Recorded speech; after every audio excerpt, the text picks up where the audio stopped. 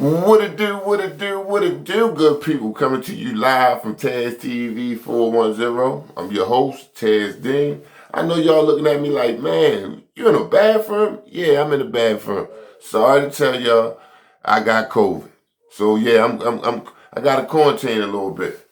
So with all that being said, we're going into this next year.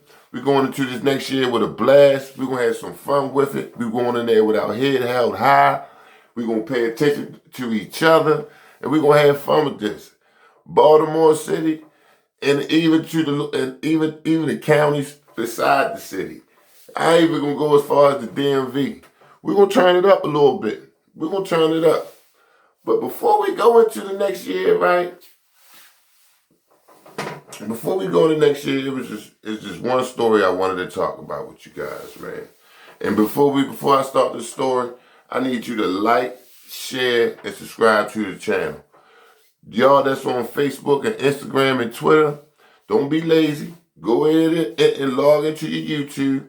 Because once the videos start to come out, I need y'all to get the notifications. So hit that bell on the right corner, in the right top of the corner, and y'all gonna hear all of the new stories and the new interviews that's coming. Oh yeah, this season is that. This week I had 3. I had Audrey Miles Sr., Northwestern alum, Coppin State alum, all Metros. I'm taking it back to the 1970s, y'all. And I had, a lot of y'all only may know Pinchback as a referee, but we taking it back to City. We taking it back to City College, y'all. When he played, yeah, we gonna take it back to their first team. We gonna go there. We gonna go there. We gonna talk about the battles that they had with Dunbar at that time, with the great Tony Brown. And we're gonna get into Tony Brown too, that went to Dunbar. That was his life was tragically cut short after the Dunbar season. He couldn't even he ain't even make it to college. But we're gonna get into that later on. But what I wanted to talk to y'all about right now, and I posted them a few weeks. I say now. I say probably a few months ago. And it's Craig Cromwell, right?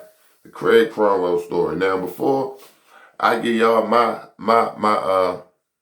opinion on Craig Cromwell, on the tragic story, I'm gonna read what the newspaper had back in 1985. See, we'll make it for the people that don't live in the area. Craig Cromwell is he's so important to not only myself but a lot of other people that came up in this tournament. Also, a lot of people that end up gaining his scholarship, right? However, but we're going to get into all that. I'm going to tell you all about the tournaments, all about the great players that came through there and played, and what's going on with the tournament today. But right now, let me read this to you. April 17th, 1985, Baltimore. AP. Murder charges against a 17-year-old accused of gunning down a high school student have been dropped. A second teen has been charged with the killing, police said.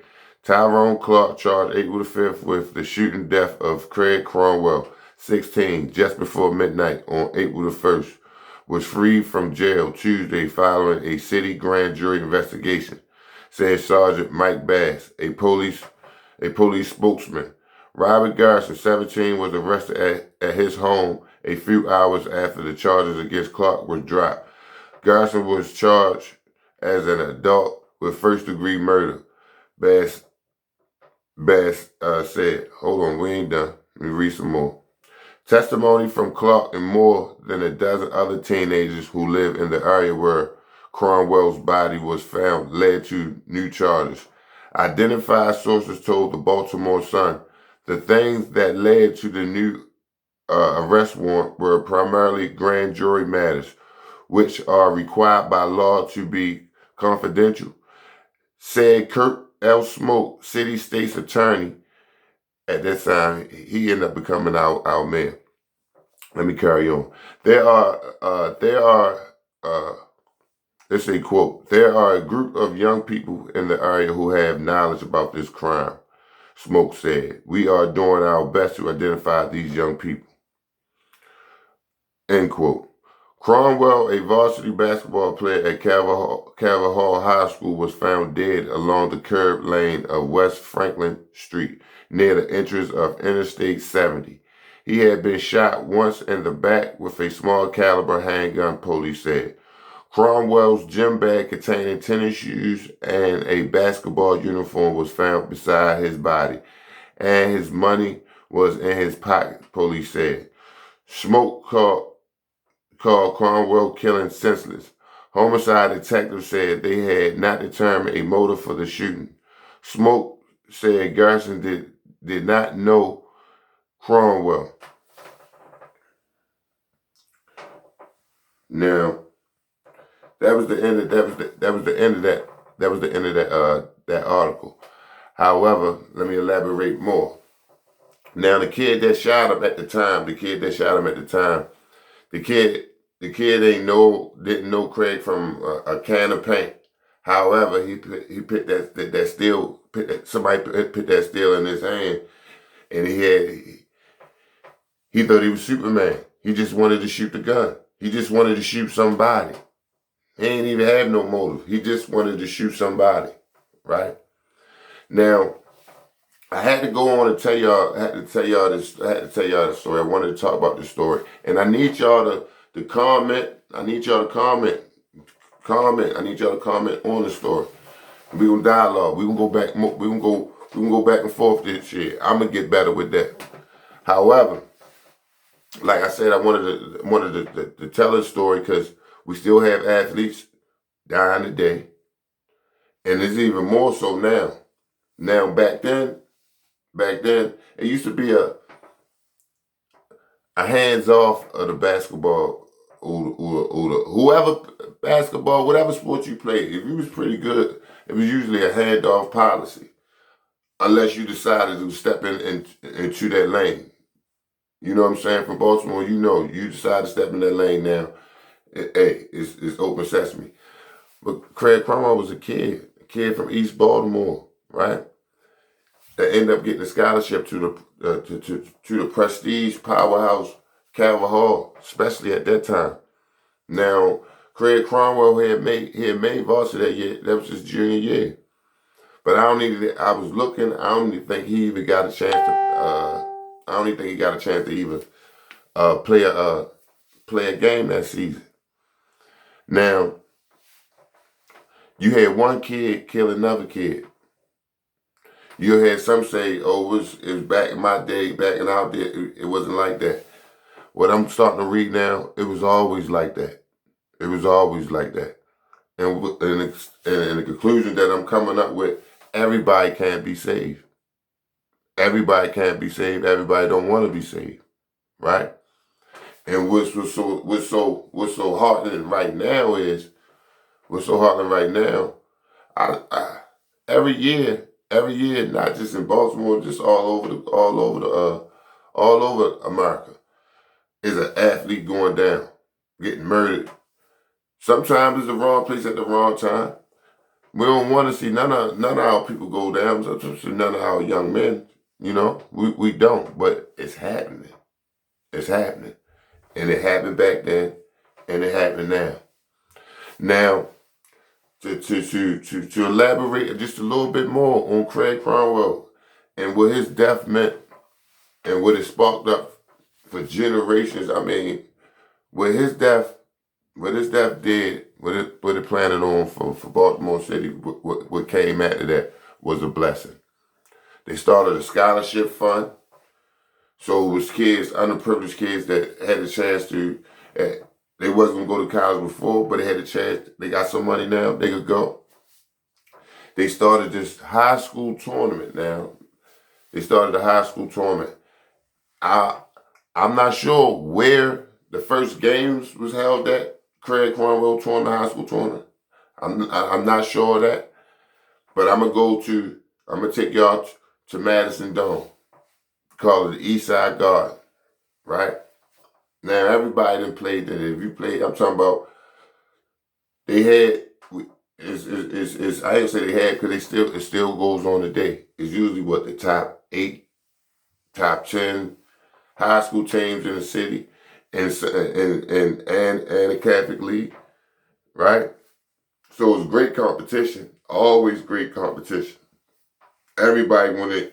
That's when you go down there in the summertime, and your coach can tell what you did that whole summer. We know who worked out, who didn't, who played, and who didn't. Cause come time for Craig Cromwell, when it comes for that time, everybody now, this one when the teams, we swayed, we what I want, boy, I'm looking for, what I'm looking for, we sizing each other up. How about that? We sizing each other up. You know, last time you seen this person, that was a year ago. Or y'all might have been playing against each other all summer long. But I don't care what nobody say. You play different for your high school team, do your AAU team. I don't care what you gonna go all the way out for your high school team. It's just a natural thing. However, leading into with that Craig Cromwell, in my head, I always connect that with Midnight Madness. Midnight Madness was another tournament. It's unlimited. This week you're gonna have your college players that came back. You're gonna have your pros. You're gonna have some of your high school players that was good enough. Well, I ain't gonna say that was good enough that the people felt was good enough to play in it. Because everybody ain't get picked to go play Midnight Madness, right? Everybody, yours truly did. However, my first time playing, my eyes was like this, and my heart was about to jump out my chest. Yeah, I was shook. I was scared, but I ain't play scared. I ain't play scared, even though Mike King stripped me about 4 times on one possession. 4 times in one possession. Yeah, the great Mike King from Lake Clifton. However, what I'm saying is, we're gonna get into that. We're gonna get into the midnight. We're gonna get into the dome, cause that's the treat. I'm gonna do y'all a disservice if I talk about the dome now. But the Craig Cromwell, Midnight Madness, down the dome, East Baltimore. I'm talking about. If you was there to witness anything, the DC Baltimore games, I put it all underneath the Craig Cromwell. Now, I held y'all a little bit too long, but like I said, I need y'all to like, share, subscribe to the channel. We're going into 2022, and we're gonna have some fun. So like, share, and comment. I holla. Peace.